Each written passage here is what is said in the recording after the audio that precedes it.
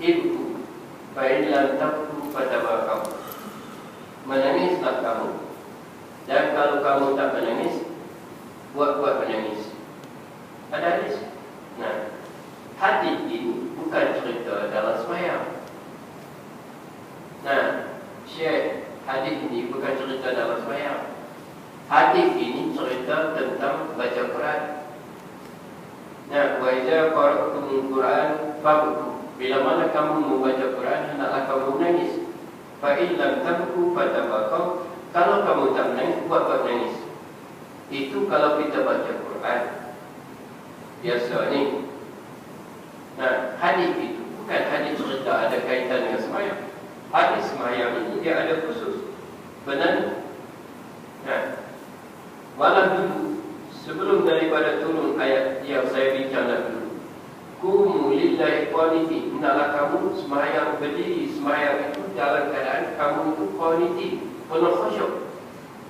Sebelum turun ayat ini, kata Abdullah bin Mas'ud, nahnu natakallamu. Kami boleh bercakap fi salati, di dalam sembahyang.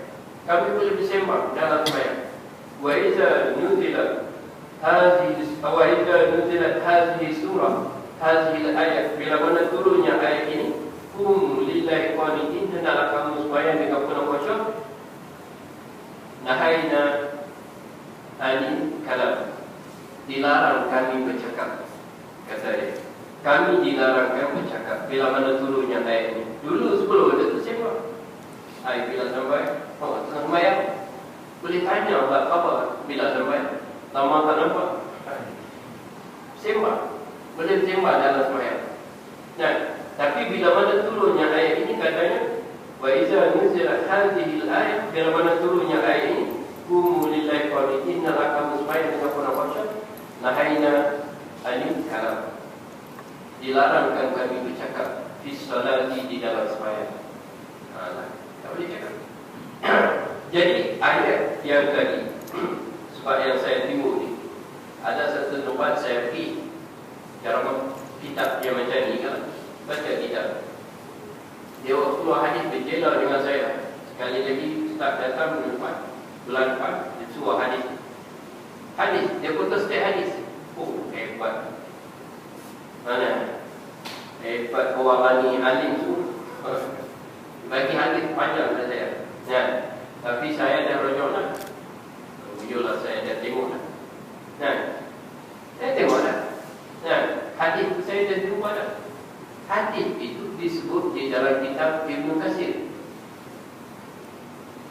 Dalam kitab Ibnu Katsir menceritakan tentang bagaimana cara membaca Al-Quran, ada disebut hadis ini. Nah, hadis itu dia ambil hujungnya, dia ambil pangkal hadis itu. Wa iza qara'tumul Quran, bila mana kamu membaca Quran, fabku, hendaklah kamu menangis. Fa illam tabku fatabakau. Kalau kamu tak menangis, buat menangis. Itu hadis baca Quran, bukan sembahyang. Bukan Rasulullah kata kalau kamu sembahyang, kamu baca Quran, hendaklah kamu menangis. Kalau kamu tak menangis, buat menangis. Tak boleh. Nah, bukan itu. Sebab itu kalau buat menangis di dalam solat, hukumnya batal sembahyang. Baca Bismillah, Bismillahirrahmanirrahim, Allahu Akbar. Itu. Nah, saya pernah tegur orang sembahyang dia mulai. Saya kata, pasal apa? Tadi sembahyang apa nama, sembahyang subuh tadi, okey, tak ada menangis. Tapi masa dia mulai tadi baca apa sembahyang sunat taubat pula menangis. Dia kata, Syekh, kita tak tahu inilah, kalau kita tahu apa menangis, mana nak khusyuk. Dia kata, mana ada tu, mana ada kiamat. Dia kata, kita kena buat macam tu lah. Oh Allah. Nah, sembahyang subuh baca elok kami, Bismillahirrahmanirrahim, Allah. Elok kami. Tadi sembahyang sunat taubat tu, Bismillahirrahmanirrahim, Allah. Apa punya? Nah, buat menangis ni. Nah, apa ada? Baca lah kitab. Dalam kitab ada bincang benda-benda yang macam. Buat menangis tak boleh. Mana-mana kitab fiqh pun kalau kita cari buat menangis dalam sembahyang kalau dia menangis juga, ada orang yang faham baca Quran. Kalau kita tengok imam Masjidil Haram, kalau dia baca, kadang-kadang dia baca Fatihah pun dia menangis. Dia kena kontrol. Dia bukan boleh lepas geram begitu. Kadang-kadang dia kena kontrol. Nah, kalau kita tengok dia kontrol. Nah, Rasulullah SAW sendiri pun ada di dalam hadis menceritakan bila mana dia mendiri salat, dia menangis. Sayyidina Abu Bakar pun begitu. Sampai dalam hadis itu menceritakan macam air panas bergelegak dada Rasulullah SAW kerana keturunan tentang ayat Al-Quran itu sendiri. Tapi dia kontrol, bukan dia lepas. Dia menangis.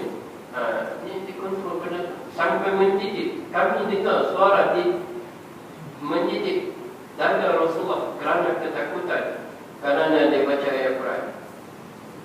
Ada dalam hadis dia bunyi, dia kontrol, bukan dia lepas. Itu tak sengaja. Ini sengaja buat. Allah. Kita pun semua, kalau imam hak boleh menangis tu yang semua kita. Kalau imam boleh buat qiyamul hak tu je, dia boleh sedap tu dia kata. Kita lah ni style ni nak sonok pakai nak sonok penceramah pun hak sonok Kita tanya balik apa dia jawab. Best betul lah jawab. Apa dia? Saya pun tak tahu apa dia jawab.